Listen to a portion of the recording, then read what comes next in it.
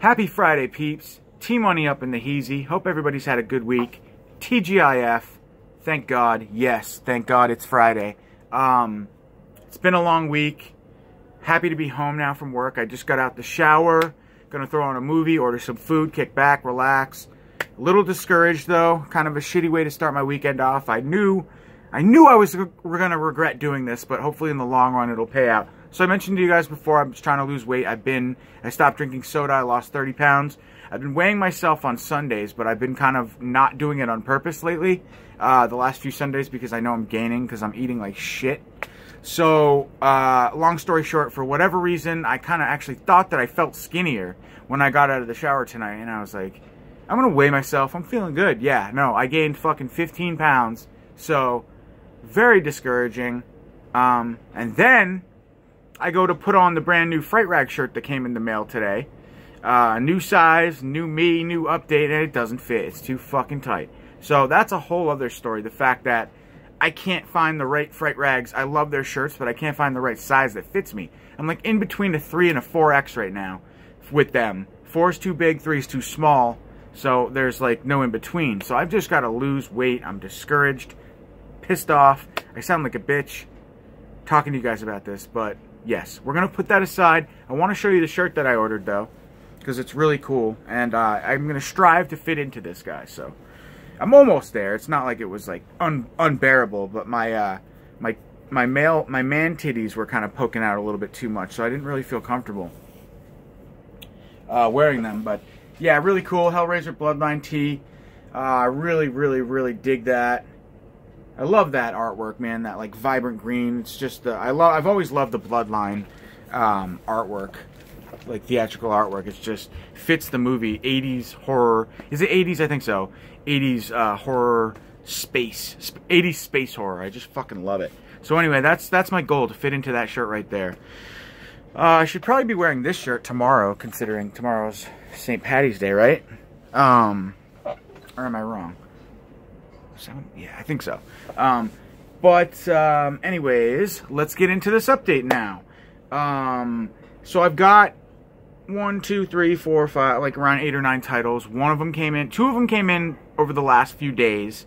One yesterday, one the day before. Everything else came in today. So today was a good day, I think, to do an update. 8 or 9 titles. So let's get right into this. First up, I have the movie that won Best Picture, I believe, which is crazy. The Shape of Water. I actually was going to watch this, pop this in last night. I didn't get a chance to, so I'm going to watch it this weekend, but I've heard great things. I was hoping more it was like on the horror, creature feature horror side of things, but I'm hearing that it's more on the romantic creature feature side of things, which is cool. So it's Guillermo, so I mean, I'm sure it's going to be, I mean, of course it won Best Picture. I'm sure it's great, but you know me, I'm a pure horror bred, so I always love more horror than I do anything else. But anyway, excited for that one, The Shape of Water. Next up, we have one from VCI that came in the mail today, The Twilight People. This actually sounds really good, man. It's like a movie I'd never heard of before, 1971, I believe, 72. And it's basically about somebody that gets abducted, like on the ocean or whatever, and then they get sent to this island, and there's this mad scientist who's trying to create like this specific breed of people, but they're monsters, and they break loose and they wreak havoc, and it's craziness all around. So that's The Twilight People. VCI, I've noticed their prices are kind of increasing a little bit. This was like 23 bucks shipped on Amazon, 21 and some change plus shipping. Usually I think they're a little bit more like $20 shipped on Amazon, so a couple bucks more, but you have been getting the clear cases lately. It's a 2-disc set, reversible cover artwork. It's in its little plastic cellophane now, so I can't take it out, but just know that 2 discs, DVD Blu-ray combo pack, I believe. Next up, we have 2 titles from Code Red.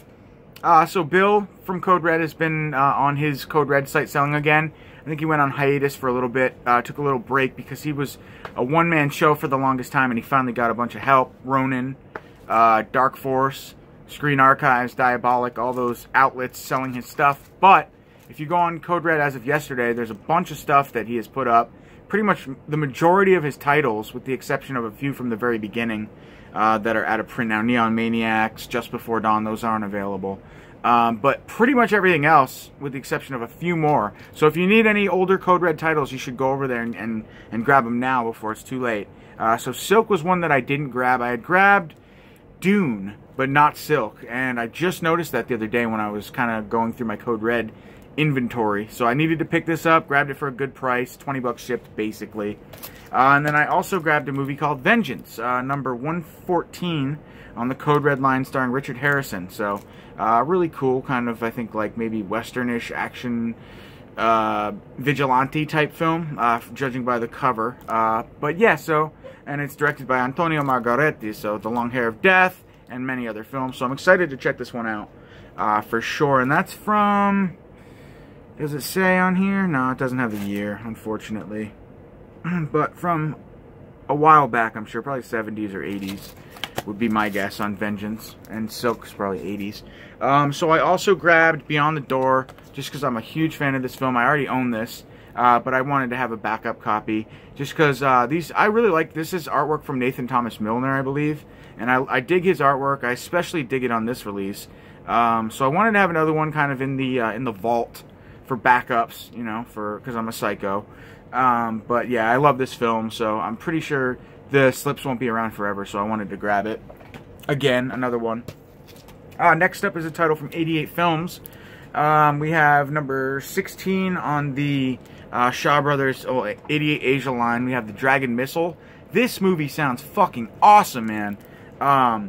It's, I guess, from the same producers or director as The Flying Guillotine, which is totally badass. This is basically just like an action-packed Asian, like just gore fest. You've got tons of like slayings on screen, beheadings, and blood gushing everywhere. It's supposedly action-packed, brutal film. So I'm really excited to check it out, The Dragon Missile, because it's like from the height of the, I think the Shaw Brothers, the Asian exploitation, action exploitation, gore-drenched days. It said on the back here, The Dragon Missile will remind yourself was at when Hong Kong was made, when Hong Kong was at the forefront of world action cinema. This is a must-have motion picture that positively reinvented the excess of East Asian adventure pics. So, yes, excessive gore, beheadings, action sequences galore in this one. So, really, really excited for this one. I wanted to grab it while the slipcover was available, because I have a feeling, I have a hunch that this one's going to sell pretty fast in terms of like the whole limited kit and caboodle slipcover and whatnot. So that's that, The Dragon Missile. And then we have two more titles to show you guys. Next up we have Victor Crowley, Hatchet Face. This is a steelbook from Tiberius Film, Germany. Not really sure who this company is, but it's a really, really nice steelbook.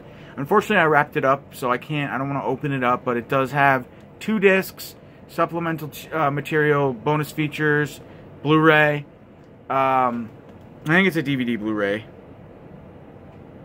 It's in English and Dutch, and this is number 1306 out of 2000. If you guys can read that number there on the left side. But yeah, I mean, to be honest with you guys, so I ordered this movie before Hatchet 4, before I had seen it. That goes to show you how long it takes Amazon Germany titles to come. Weeks. So I was hoping I was going to like this one a lot more than I ended up liking it. I don't know. I just feel like it felt, I don't want to get into a whole tangent on, or rant on Hatchet 4 and why I didn't like it. But I just felt like Victor Crowley was rushed. This film just felt really cheap and fast-paced, and the detail, like, the gore scenes, like compare this one, the first one, to this one. The first film, you had scenes like where Victor Crowley would tore the woman's face 180 degrees apart. I mean, or spun it around. You just had like the gore scenes were just, I just thought the makeup effects and everything were a hell of a lot better in Hatchet 1. This one, it just seemed like excess spray fucking, okay guys, Victor Crowley's gonna gouge this person's body out, rip their arms off, and blood's just gonna spatter everywhere. And it just wasn't like detailed. It didn't look, I don't know. I love the kills in the first Hatchet movie. I thought they were excellent. So a little disappointed in what this film just felt rushed. If I could describe it like one way, like I said, it just felt like a rushed job. And And yeah, so it just wasn't for me, Hatchet 4, unfortunately. But what are you going to do? 2-disc slasher pack, limited uncut steelbook, limited to 2,000. Last up, guys, one more title to show you. The best of the bunch, hands down. I love this film. Hatchet 3. Fuck! Phantasm 3. Excuse me. Hatchet on the mind. But Lord of the Dead. This is probably... I feel like, in general, fans tend to like this one kind of the worst of all the Phantasms. Maybe not compared to Ravager, but it generally goes like 1, 2, 4, 3. But for me, it's 1, 3, 2, 4. I love Phantasm 3, Lord of the Dead. I just think it's fun. It's like an epic adventure, basically, and I enjoyed it. It's kind of like I don't know, it's just like basically the character of Reggie and Michael Baldwin, I forget their names in the, Mike and something, just cruising around and going on all these epic adventures. It's basically like a theme park for Phantasm. It's an exploration of the world, of the Tall Man's world, and it spreads out of just the mausoleum. So I really enjoy it. Huge fan of this film. This I will show you guys just some of the innards, just because it's really nice. And I'm probably going to be giving this one away. Stay tuned, because it was severely crushed. Right there, you can see it. It's way worse in person.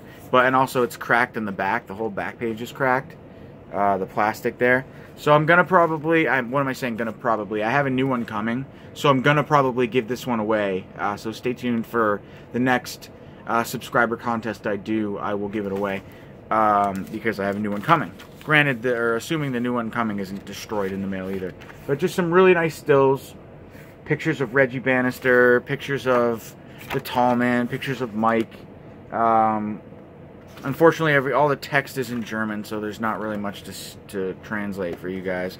But yeah, again, huge fan of the film. Love Phantasm 3. So this is from Cook Media. I'm not sure when it's limited to. I couldn't find. I was looking on here earlier to see how many of these were made, but it doesn't.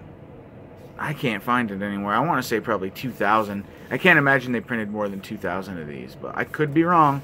And I think they did do, see how it says 3? I think they do have 1, 2, 3, and 4. I'm not sure if they did a Ravager media book yet, but it'll probably get one. But yeah, it's just bothering me that it got crushed, so I decided to order a new one, and I probably won't mail it back. So it is Region B, so yeah, stay tuned for this and a giveaway in the future. But this is Region B, so gotta have all region to have it. But look at that artwork, man. It's fucking beautiful. There is no denying that. Love it. Love those colors. That color palette is just insane. So guys, thank you for watching this video, this update. Oh, I wanted to show you one other thing before I go. So I've been collecting, not collecting, but I have a decent steelbook collection. And I got an email from Zavvi saying that, well, they were advertising steelbook frames. Now that's ridiculous. Steelbook frames, like really, we want to start putting our movies on display on the wall now. Yeah, that's what I want to do. So, I mean, they're addicting, and I've gotten 2 of them so far. Don't know if I've actually showed you guys this. I may have in a previous update. I know I posted pictures of it on Instagram. But so far I have 2 frames. One for my Halloween 3 lenticular edition from NSM Records. I fucking love this release. It's beautiful. And then my latest one that I framed up is what Grant sent me. Horror Fan Man had sent me this Toxie 88 film steelbook, which is beautiful. Look at those colors, man. Sorry about the glare. But it's just fucking vivid and really nice. So I mean, these are obviously editions that I'm never going to watch because I have the films on other formats, Blu-ray, just standard key case editions. So these are definitely, if you look at the back there, it's got the little thing so you can hang it up. So when I do move, I'm definitely going to post these up. Now, they're expensive. They're like 25 bucks shipped for one frame, 20 bucks shipped for one frame. So I can't afford to be buying these like crazy. I don't have the space to even put them up right now. So I'm going to probably just stick with these 2. We'll see how that goes. But in the future, I could definitely see myself framing some of my more limited steelbooks. I don't care what anybody says. Like, a couple of my buddies on the 22 Shots were laughing about the fact that I, you know, bought a it's basically a frame within a frame, a steelbook within, but I kind of disagree. I kind of dig it. I don't know. I forget how they worded it. It was funny, but basically framing your media is just kind of weird, but it looks cool, man. I fucking love it. So that's that. I just want to show you guys those 2. now I'm done. Have a great weekend. I'll talk to y'all real soon. Have a good St. Patty's Day. And we'll catch you either, maybe even tomorrow. Maybe we'll just do another update. We'll just have to see what comes in.